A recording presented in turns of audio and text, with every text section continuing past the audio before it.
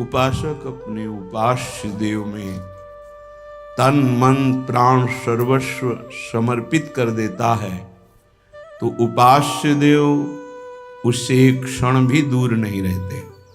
यही उपासना का अर्थ है।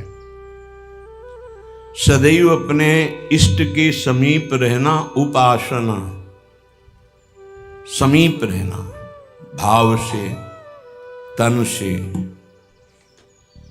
हमारा तन उनकी सेवा में, मन उनके भाव में, वाणी उनके नाम गुण कीर्तन गायन में, श्रवणेन्द्रिय उनके श्रवण गुणों का करना, नाम कीर्तन का करना, नाम जप का श्रवण करना, साक्षात भगवत स्वरूप हो जाता है। जो है वही प्रकाशित हो जाता है। ये भटकना इसी जन्म में सुधर सकता है, पशु पक्षी आदि योनियों में नहीं। इसलिए सावधान होकर के एक एक क्षण, एक एक श्वास, एक एक वृत्ति राधा नाम में लगा दो, खुद परिणाम देख लोगे। श्री कृष्ण चंद्रजू को कोई अपनी तपस्या के द्वारा यज्ञ दान वेदाध्ययन तीर्थ स्नान आदि के द्वारा कभी वशीभूत नहीं कर सकता। और निश्चित किया हुआ मूल्य राधा नाम है। जो राधा राधा राधा वो प्रभु को अधीन कर लेता है। कुछ माफी मांगने की जरूरत ही नहीं पड़ती प्रभु से। अनुल्लिख्यानंता नपि तदपराधान मधुपतिर महाप्रेमा विष्टस्तौ परम देयम विंशति तवैकम श्री राधे गृणत ई नामामृत रसम महिम्नः कह सीमाम स्पृशति तौदास्यैक मनसाम। जो राधा राधा राधा ऐसा उच्चारण करते हैं, प्रभु उनके अनंत अपराधों का लेखा जोखा ही नहीं करते। श्री जी के नाम की ऐसी महिमा है। फिर जो श्री जी के चरण दास्ता में अपने जीवन को लगा दिए, उनको क्या मिलता होगा। किसी की सामर्थ्य नहीं कि कोई इसका वर्णन कर सके कि जिस कृपा सिंधु की एक कृपा कोर से दुरंत राक्षस भाव को प्राप्त भी परम पद के अधिकारी हुए, वही कृपा समुद्र का सार रूप हमारी लाडली जू, उनकी कृपा को कौन जान सकता है। जैसे प्रभु श्री कृष्ण चंद्रजू को रिझाने के लिए एकमात्र उपाय है अनन्यता, ऐसे प्रियाजू को रिझाने के लिए एकमात्र उपाय है दैन्यता। श्री जी के हो के अत्यंत दैन्य हो जाओ तो अवगुण करे समुद्र सम गनत नापनो जानी। ये मेरा जन है, बस इस बात से हम जीत जाते हैं। श्री जी के चरणारविंद में अपनापन हुआ कि हम जीत गए। अवगुण करे समुद्र सम, समुद्र के समान यदि अपराध बन जाए तो मेरी लाडली जू मानती ही नहीं कि अपराध हुआ है। पर ये अनन्यता, ये दैन्यता बिना रसिक महापुरुषों का सेवन किए नहीं आ सकती। और बिना वृंदावन के रसिक जनों का संग नहीं मिल सकता। वृंदावन की कृपा के बिना विशुद्ध प्रिया प्रीतम के अनुराग में जिनका मन लगा हुआ है, ऐसे रसिकों का संग नहीं मिल सकता। वो मिलेगा तो वृंदावन की कृपा से। कभी भी कहीं भी किसी को भी यदि ये सौभाग्य मिला तो पहले वृंदावन की कृपा हुई, तब ये सौभाग्य मिला। श्रीपाद प्रबोधानंद जी महाराज कह रहे हैं, गाढ़ा शक्तिमता मपीह विशेष स्वत्यंत निर्वेदतो दृक्पाते सहिष्णुतातिशयिनाम योगे समुद्योगिनाम ब्रह्मानंद रसैकलीन मनसाम गोविंद पादाम्बुज द्वंद्वाविष्ट धियाम च मोहनमिदं वृंदावनम स्वैर्गुणैः। बड़ी महिमा की बात कह रहे हैं श्रीपाद प्रबोधानंद जी महाराज। स्वैर्गुणैः मोहनोपि, अपने प्रभाव से तुम्हारे मन और चित्त को मोहित करके प्रियालाल के चरणों में समर्पित कर देगा। ये वृंदावन का प्रभाव है। जब अपने को सबसे दीन समझा जाए, नाम जापक अपने को सबसे दीन समझे, मैं सबसे नीच, ओ ऐसा आप सत्य मानिएगा। जो नाम जापक है वो कोई बनावटी नहीं कि वो बनावटी बोलते मैं अधम हूं, मैं दीन हूं, मैं नीच हूं, ऐसी बात नहीं। अनुभव होता है प्रभु की कृपा कहां और कहां मैं नीच, ऐसा दोनों का तारतम्य अनुभव होता है। अहंकार के कारण आपको अनुभव में नहीं आ सकता, लेकिन जब अहंकार रहित होगे तो दिखाई देगा कहां प्रभु की अपार कृपा और कहां अपनी अधमता, दोनों का। देखो स्वामी जी महाराज श्री ललिता जी के अवतार हैं, श्री स्वामी हरिदास जी, और अपने सिद्धांत पद में कह रहे हैं मोसो ना बिगारन को और तोसो ना संवारन को, तो ही मोई पड़ी हो। अब विचार करो, हरिवंश महाप्रभु हित सजनी के अवतार हैं, वो कह रहे हैं क्वाहम तुच्छा परम मधमा प्रण हो गर कर्मा, कहा मैं तुच्छ अधम अपराध करने वाला हूं, कहा ये नाम, ये राधा नाम तो सिर्फ वृंदावन की महिमा जो मेरे हृदय में स्फुरित हो रहा है। क्या है ये? कोई साधक है, कोई संत है? ये तो साक्षात भगवान आचार्य रूप में अवतरित होते हैं। ये तो जब जब होए धर्म के हान, सेवक जी महाराज हरिवंश महाप्रभु के लिए लिखते हैं, जब जब होए धर्म के हान तब तब तनु धरि प्रगटत आन, जान और दूजो नहीं। तो उपासक को चाहिए जो नाम जापक, उसका नाम तभी प्रकाशित होगा जब उसमें दैन्यता आए कि मैं तो वास्तविक मैं बहुत अधम हूं, लेकिन हम पर प्रभु की बहुत कृपा है। ये दोनों साथ होने चाहिए, केवल अधम ही कह के नहीं रुकना है।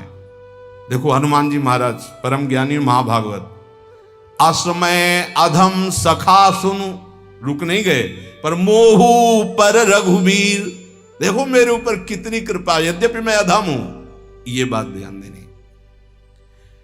नाम जापक उपासक तभी दिव्य ऊंचाई पर पहुंचता है जब तरण से भी अपने को नीचा समझता है। बहुत सहनशील होना चाहिए नाम जापक को, नाक में गुस्सा नहीं होना चाहिए। और ध्यान रखना, भजन करोगे तो ये आ जाएगा, सही ढंग से चलोगे तो नाक में गुस्सा आ जाएगा, क्योंकि अभिमान स्फुरित होगा जो अंदर है, उसको दमन करने के लिए गुरु शासन में रहा जाता है। त्रिभुवन में कोई दूसरा नहीं है जो भजन का अभिमान नष्ट कर सके, केवल गुरु नष्ट करते हैं। एकमात्र अहंकार पर अगर हथौड़ा कोई मार सकता है ज्ञान का, तो केवल गुरुदेव है, दूसरा तो ऐसे ही बोलेगा, लेकिन वो सीधा प्रहार उसी अहंकार पर। बहुत सहनशील उपासक को गुरुदेव की कृपा बना देती है। इसलिए एक प्रश्न हुआ था कि हम अव्यक्त रूप से गुरु मान लेते हैं तो हमें क्या भगवत प्राप्ति नहीं होगी? देखो अव्यक्त तुम्हें चपत लगाने नहीं आएगा, ध्यान देना। अव्यक्त तुम्हें ऐसा नहीं कि खड़े रहो, यहां यही खड़े रहो जब तक लौट के नाम है, यही खड़े रहो, चलो ऐसा करो। ये हमको प्रगट गुरु चाहिए, क्योंकि हम प्रगट में फंसे हैं। वो हमको दुलार भी करें, हमें डांट भी सके, हमें चपत भी लगा सके, तभी हम सुधरेंगे। मान लो हम अव्यक्त गुरु मान लेते हैं तो जो मन आया सो कर रहे हैं, वो समझा। अव्यक्त गुरु तुमको कौन ऐसा है जिसको उपदेश नहीं कर रहे? आप बुरा करने चलते हो, अव्यक्त गुरु अंदर रोकते, मान पाते हो आप? एक त्रिभुवन में गुरुदेव के सिवा कोई ऐसा नहीं जो निर्विकार और निरहंकार कर सके। ये हम खुली बात कहते हैं। भगवान भी हमारे हृदय में बैठे रहे, निर्विकार नहीं किए। जन्म जन्मांतर से हमारे साथ हैं, कभी निर्विकार नहीं किए, कभी निरहंकार नहीं किए। वही हृदयस्थ भगवान अव्यक्त जब व्यक्त रूप गुरु रूप धारण किए तो पक्का सुधार हो गया, पक्का माया से मुक्त करने का मार्ग दिखा दिया। नहीं तो हाथ उठा कहते चाहे सर के बल खड़ा होकर तप करे, अहंकार पे कोई फर्क नहीं पड़ता। 10-10 हजार वर्ष तक खड़े रहे, जटाओं में घोंसले बन गए, चिड़िया बैठी, तुम कितने साल जियोगे? सारा अहंकार मिट्टी में, सब ज्ञान है। तो क्या हुआ? केवल जल पी के रहे तो क्या हुआ? कितने ऐसे पशु पक्षी जल आहार करते हैं, उनको भगवत प्राप्ति हो गई। हर अहंकार की धज्जियां गुरुदेव उड़ाते हैं। और जब गुरुदेव का ऊपर वरद हस्त नहीं रहता तो सिद्धता का नाटक शुरू हो जाता है, नाटक शुरू हो जाता है। इसीलिए अत्यंत दैन्य भाव वास्तविक जब आएगा तो गुरुदेव के चरणों में आएगा। पक्का समझो, हम आपको हृदय की बात कहता हूं, जब तक गुरुदेव की कृपा नहीं तो दो बातों पर विजय नहीं प्राप्त की जा सकती।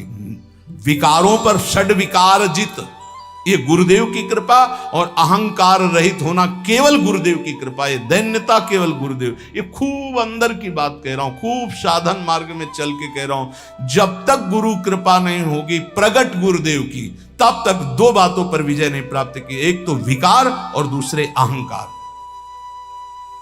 बहुत सहनशील होना, सहनशील गुरुदेव बनाते हैं, ठोक ठोक के हर जगह, जहां कमजोर हो वहीं पीट पीट के। दूसरों को मान देना और स्वयं अमानी रहना, यह गुरुदेव की कृपा से ही आता है।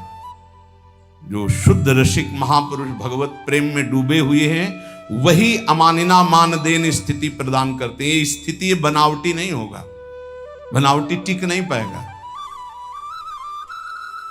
चाहे जितना भारी विद्वान तपस्वी पांडित्य से युक्त क्यों न हो, जब तक वो अपने को तृण से नीच नहीं समझता, सहनशील नहीं होता, दूसरों को सम्मान देना, स्वयं अमानी रहना, तब तक उसमें भगवत भाव का प्रादुर्भाव नहीं होता। ये बात बहुत ध्यान देने की है, नहीं खाली भटकना पड़ेगा। ऐसे हमसे बनते रहेंगे कि अंधा बटे और पड़ा चबाए। भजन करना कठिन, करके बचाना कठिन, बचा के पचाना कठिन। उपासक को चाहिए कि भूख लगे तो आधा पेट भोजन कर ले, प्यास लगे तो जल पी ले।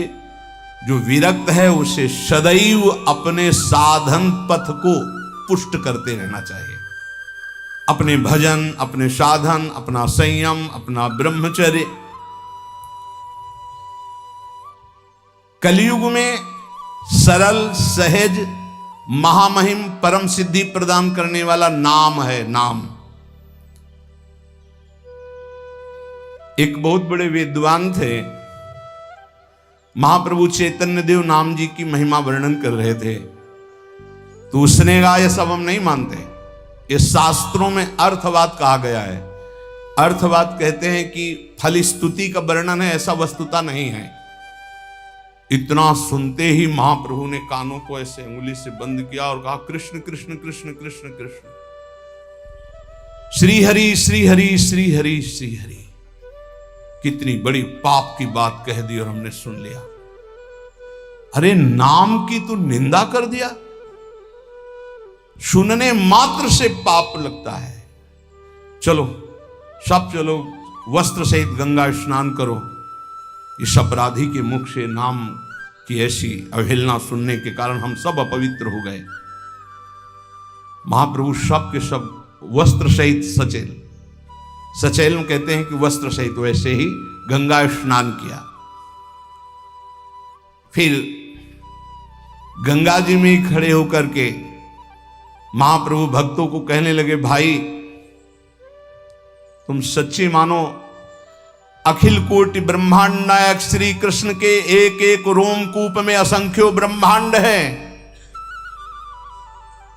उन श्री कृष्ण को अधीन करने की सामर्थ्य श्री कृष्ण का नाम रखता है, मैं गंगा में खड़े होकर कहता हूं। पक्का पक्का। ये विद्वता भी बहुत कभी कभी भगवान से विमुख कर देती है। एक श्वास में एक नाम ले लिया, कृष्ण, राधा, राम, हरि, भारी पड़ जाएगा तुम्हारे हिसाब में। जब तुम्हारा शरीर छूटेगा और तुम्हारे रजिस्टर को देखा जाएगा तो एक कृष्ण नाम निकलेगा, तो वो तुम्हें तार देगा। एक कृष्ण नाम, ये ध्रुवदास जी महाराज कह रहे हैं, एक नाम त्रैलोक ही तारे, जो ना ले सो जन्म ही हारे। पूरे जन्म में यदि भगवान नाम नहीं लिया तो व्यर्थ चला गया जन्म।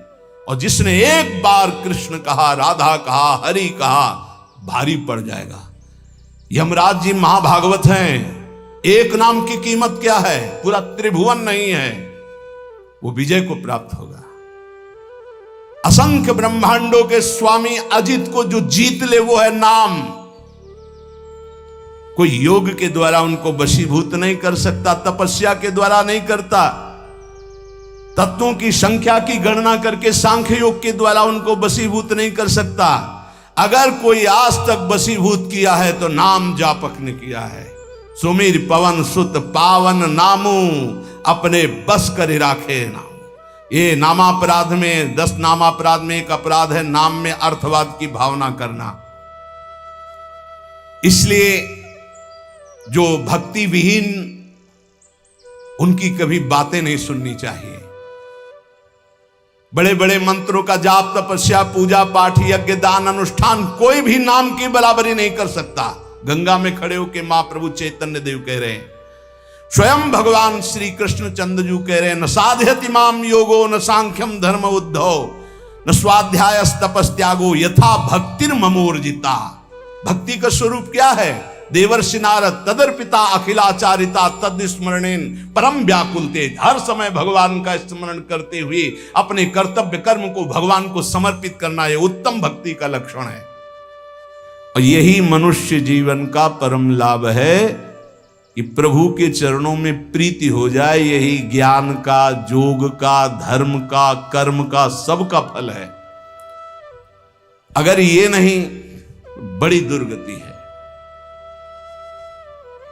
एक बड़ा पशु चलने में असमर्थ, उसके गुदा द्वार से पीछे से कई नोच नोच के उसे खा रहे हैं, और वो केवल चिल्ला रहा है, ना भाग पा रहा, ना कोई बचाने वाला नहीं। साहब ऐसे जिंदा पीछे से नोचे। अब जब तक उसके प्राण रहेंगे, कितना भयानक कष्ट पा रहा है।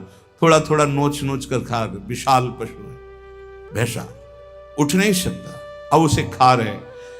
जितना छक जाएगा पेट वो चला जाएगा, दूसरा आएगा खाएगा वो चला जाएगा, जब तक उसके प्राण नहीं निकलेंगे। भयंकर कष्ट पा रहा है। ये प्रत्यक्ष यहां की दशा है। नरक आदि की तो कितनी उद्धार कर लो मानव जीवन में, ये मनोरंजन के लिए नहीं है। बहुत भयावह संसार है जिसे तुम देख नहीं पा रहे हो। जलज्ज्वालम शीतै स्वपद मकरंदै शमयतु, ये जलती हुई ज्वाला है। बचना है तो स्वपद मकरंदै शमयतु, प्रिया प्रीतम के चरणारविंद की शीतलता से इन तीनों तापों का दमन करके प्रिया प्रीतम को प्राप्त कर लो, अन्यथा कोई उपाय नहीं। मनुष्य शरीर छूटा कि धोखा ही धोखा। क्या तुम समझते हो अविनाशी हो तुम?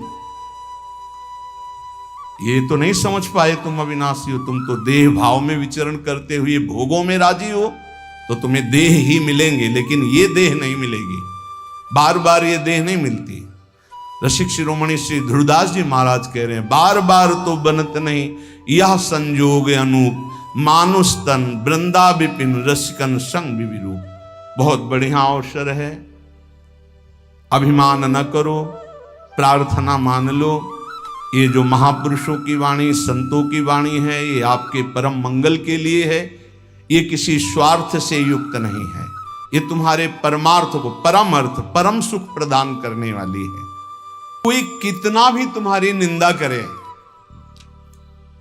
क्षमा शस्त्रम करेयस्य दुर्जना किम करिष्यति, अतृणे पतितो वह्नि स्वयमेवोप शाम्यति। वैष्णव के पास एक महान अस्त्र है जिससे वो दूसरों को परास्त करता है। क्या? क्षमा।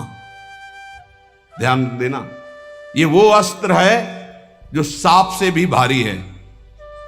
उमा क्षमा सापहुते भारी, अपने कर्म जाय अपकारी तुम्हें। क्षमा शस्त्रम करे यस्य दुर्जना किम करिष्यति, क्षमा रूपी शस्त्र का प्रहार करो, अर्थात क्षमा कर दो।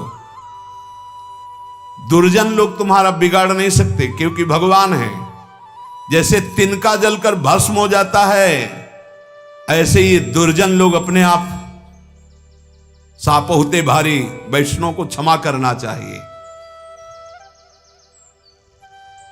कहते हैं कि जैसे छात्र क्लास में पढ़ता है, जब उसकी क्लास बदलने का समय आता है तो उसकी परीक्षा होती है, ऐसे साधु वैष्णव की परीक्षा होती है। क्या परीक्षा होती? उसको गाली दी जाएगी, अपमान होगा, निंदा होगी। ये ध्यान देना, ये परीक्षा अगर पास हो गए क्या क्षमा और शांति, तो आगे क्लास में पहुंच जाओगे भूमिका में, नहीं फिर नीचे बने रहोगे। इस लोक में तुम्हारी चाहे कोई कितनी निंदा करे, तुम उसकी निंदा मत कर देना। निंदा को सहन करना। निंदा दो प्रकार की होती है, एक अपवाद और एक प्रवाद। महाप्रभु चैतन्य देव के अगर बुरा काम तुमने किया और फिर उसकी निंदा हो रही है तो ठीक हो रही है, तुम्हें बचना चाहिए, उसमें भी तुम्हें नाराज होने की जरूरत नहीं। और अगर तुमने बुरा काम नहीं किया और तुम्हारी निंदा हो रही तो बहुत ठीक हो रहा है, तुम्हारा भारी प्रारब्ध जो शरीर में दंड मिलने वाला था वो निंदा के द्वारा काटा जा रहा है। भगवान की विशेष कृपा है। दोनों स्थिति में, प्रवाद और अप्रवाद में भी तुम्हें किसी तरह क्रोध नहीं करना है। बहुत बड़े महापुरुष चरणदास जी महाराज, साधो निंदक मित्र हमारा, निंदक को निकटे ही राखो, हो न देऊ न्यारा, साधो निंदक मित्र हमारा। निंदक नियरे राखिए आंगन कुटी छवाए, कमरे में नहीं बीच आंगन में रखो, उठते बैठते देखे, एक एक दोष वर्णन करे, ये बड़ी बढ़िया बात है। निंदा करने वाले भारी पापों का नाश कर देते, बात मान लो। पर जब निंदा होती है तो ऐसे लगता है जैसे दिया सलाई पेट्रोल डाल के लगा दी गई हो नहीं छाती। और उसके प्रति यही आएगा कि अगर तप होता तो राखी करके और दिखा देते लोगों को। हाँ, ये अगर अंदर वृत्ति है तो भगवदानंद की अनुभूति नहीं होगी, ध्यान रखना। सहना पड़े अपवाद और प्रवाद। अपवाद यदि गलती हुई है उसकी निंदा हो रही तब तो ठीक ही हो रही, उसमें क्या बोलना है। और अगर गलती नहीं हुई निंदा हो रही तो बहुत ठीक हो रहा, तुम्हारे प्रारब्ध का नाश हो रहा, पूर्व प्राप्त जो शरीर को दंड मिलता और निंदा देके भुगता दिया गया। कह रहे निंदक को निकट ही रखो, बढ़िया सुविधा देके रख सकते हो। प्रशंसा वाले को रखा जाता है नजदीक, खड़े हो माइक। तो आप लोगों के बीच में हम ये बड़े गर्व से कहते हैं कि पूज्य महाराज जी का सानिध्य हमारा परिवर्तन कर दिया। और हम और वही माइक से बोलने लगे, बड़ा दुर्भाग्य इनका संग मिला। फिर दृष्टि लो बदल जाए तो कह देला, बड़े बड़ों की बात होती है, छोटों की नहीं। निंदा में अच्छे अच्छों की दृष्टि बदल जाती है, रौद्र दृष्टि हो जाती है। जो निंदा होने पर शांत रहे वो स्थिति प्रज्ञ महात्मा होता है। पूज्य बात उड़िया बाबा जी महाराज। जैसे कोई विदेशी भाषा में हमको गाली दे, हमें पता ही नहीं क्या बोल रहा है, मुस्कुरा के चल देंगे। जब हमारी भाषा में हमको गाली दे और हम ऐसे मुस्कुरा के चल दे, बिल्कुल बुरा ना लगे, तो समझो स्थिति आई है। पाछे निंदा करियग धोवे, सुनि मन मिटे विकारा, जैसे सोना तापी अगिन में, निर्मल करे सुनारा, साधु निंदक मित्र हमारा। ये निंदक लोग कितने कृपालु हैं। ये पीछे से निंदा करते हैं और क्या करते हैं, समस्त विकारों को उसके मिटाकर ऊपर उठा देते हैं। पक्का निंदा सह गए तो भूमिका बदल जाएगी। बहुत कठिन है निंदा सहना, बहुत कठिन है। निंदा सह गया तो द्वंद्व सहने की ताकत आ जाएगी। स्तुति बहुत अच्छी लगती है, नहीं लगती। बगल से निकल के कोई भी ये कह रहा कि बड़े भाग्य हैं ऐसे महात्मा के दर्शन, और कान में पड़े तो ऐसा लगता है बर्फ की सिल्ली रख गए, नहीं। और जब कोई न कोई प्रणाम न कोई नमस्कार और कटु वचन बोले, फिर उसके हमारा नम्र भाव, ये हमारी वैष्णवता, ये साधुता है। क्या करते, जैसे अग्नि में तपाकर सोना शुद्ध होता है, ऐसे निंदा करके ये लोग हमारे पापों का नाश करके हमें ऊंची स्थिति प्रदान करते। तो कौन बड़ा हुआ, जो हमें स्तुति करके नीचे गिरा दे या जो निंदा करके ऊपर उठा दे? जो ऊपर उठा दे। तो निंदक मित्र हमारा। बोले घन अहरन कसी हीरा निबटे, कीमत लक्ष्य हजारा। कांच और हीरा की पहचान कैसे होती? एक घन में पहचान होती है। घन लोहे का एक हथौड़ा जैसा होता है और उसको ऐसे रख के पक्की जगह पे, लोहे पे, और ऊपर से घन मारो। अगर नकली हीरा है तो छार छार हो जाएगा, और असली हीरा है तो कुछ फर्क नहीं पड़ेगा। तो बोले असली संत में जहां गाली गलौज निंदा अपमान करो कोई फर्क नहीं पड़ा, अगर टूट गया तो नकली हीरा था, असली हीरा नहीं। घन अहरन कसी हीरा निपटे, तो कीमत लक्ष्य हजारा। ऐसे जाचत दुष्ट संत को, करन जगत उजियारा। साधो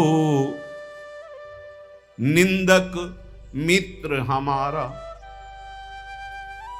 ये भगवान से मिलाने वाले बनते, निंदा करने वाले। ये दुष्ट जन जो निंदा करते हैं, ये हमें भगवत प्राप्ति कराते हैं। इनके चरणों में कोटि कोटि प्रणाम। ये संसार में फंसने नहीं देते, छोटी सी छोटी गलती सामने रख करके हमको भगवान से मिला देते हैं, हमारे पापों का नाश कर देते हैं, हमारी बाधाओं का नाश कर देते हैं। जोग यज्ञ जप पाप कटन ही तू करे, सकल संसारा। और बिन करनी मम करम कठिन, सब मेटे निंदक प्यारा। कितनी बढ़िया बात। बड़ी बड़ी साधनाओं से पाप नष्ट करने का प्रयास किया जाता है, लेकिन निंदक, हम कुछ प्रयास भी नहीं कर रहे, हमारे सारे पाप नष्ट कर रहा है निंदा करके। कितना प्यारा मित्र है। बिन करनी मम करम कठिन, सब मेटे निंदक प्यारा। सुखी रहो, ये कोई संत ही बोल सकते हैं, ये केवल संत हृदय बोल सकता है। सुखी रहो निंदक जग माही, रोग न हो तन सारा। हमारी निंदा करने वाला, उतरे भव निधि पारा। ये कोई महात्मा ही बोल सकता है, दूसरे की ताकत ही नहीं। कह रहे हैं निंदक सुखी रहो, इस लोक में तुम्हारे शरीर में कोई रोग ना हो, और मेरी निंदा करने वाला परलोक में भगवान को प्राप्त हो, ये मेरा आशीर्वाद है। क्या संत है, क्या इनका हृदय कौन जान सकता है। सुखी रहो निंदक जग माही, रोग न हो तन सारा। हमारी निंदा करने वाला, उतरे भव निधि पारा। साधो निंदक मित्र हमारा। निंदा जो कर रहे हैं, निंदक के चरणों की स्तुति भाखों बारंबारा। चरण दास कहे सुनियो साधु, ये निंदक साधक भारा। ये निंदा करने वाले भगवान की प्राप्ति कराने में बड़े सहायक हैं। हे साधु, कभी इनकी निंदा मत करना। जो तुम्हारी निंदा करे तुम सह जाना, तुम्हें भगवत प्राप्ति करा देंगे, पक्की बात। इसलिए महाप्रभु चैतन्य देव अपने श्रीमुख से कह रहे हैं कि यदि लौकिक और पारलौकिक उन्नति प्राप्त करना चाहते हो, तो तुम अपनी निंदा की कभी अवहेलना मत करना। तुम्हारी निंदा हो रही, बड़े प्यार से चुपचाप सुन लेना और क्षमा कर देना, तो तुम इस परमार्थ के क्लास में ऊपर उठ जाओगे।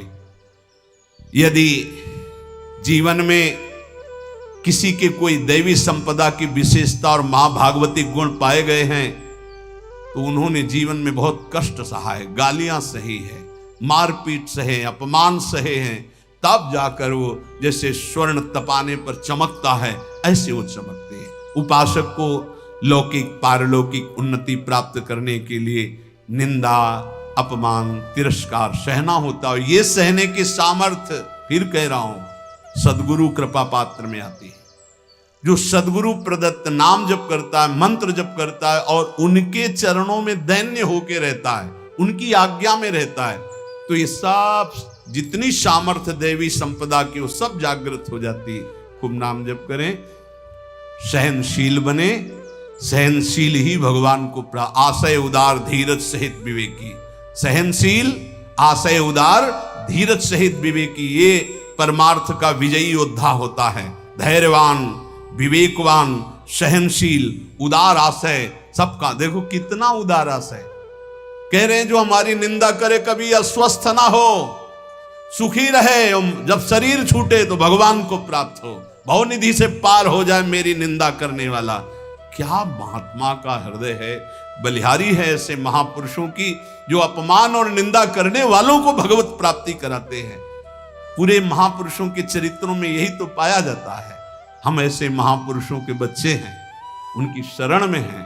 तो जैसे पिता के गुण पुत्र में आते हैं, ऐसे आचार्य और गुरु की गुण शिष्य में आते हैं, शरणागतों में आते हैं। हम सब आचार्य की शरण में हैं। ऐसे सहनशील, आशय उदार, धीरज सहित विवेकी गुरुजनों का आश्रय लेकर हम यही लक्षण धारण करें, खूब नाम जप करें। शेष चर्चा आगे। श्री राधा।